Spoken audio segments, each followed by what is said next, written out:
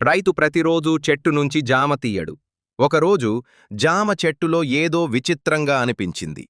ఎవరో తన జామలు దోచుకుంటున్నారటనేనే అనుమానం కలిగి రైతు దొంగని పట్టుకోవాలని ఝోంపడీలో ముంచి చూస్తూ ఉంటాడు. కాబట్టి పావురం ప్రతిరోజూలాగా ఈరోజు కూడా జామ దొంగిలించి వెళ్ళిపోతుంది. రైతు ఆ పావురాన్ని వెంబడిస్తాడు. పావురం తన ఇంటికి వచ్చి జామలను జొప్పిడిలో పెట్టేస్తుంది. రైతు అర్థం చేసుకుంటాడు, పావురం తల్లి అవబోతుందంట. అందుకే తన పిల్లల కోసం ఆహారం సేకరిస్తోంది. ఒకరోజు బాగా భారీ వర్షం పడుతుంది. రైతు పరుగెత్తుతూ వచ్చి పావురాన్ని తనతో తీసుకువస్తాడు.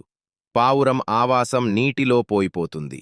ఇప్పుడు పావురం కొన్ని రోజుల్లో గుడ్లు వేసి అవి పిల్లలుగా మారతాయి. ఆ తర్వాత రైతు ఏడుస్తాడు. తరువాత లైక్, సబ్స్క్రైబ్ చేయడం లేదు.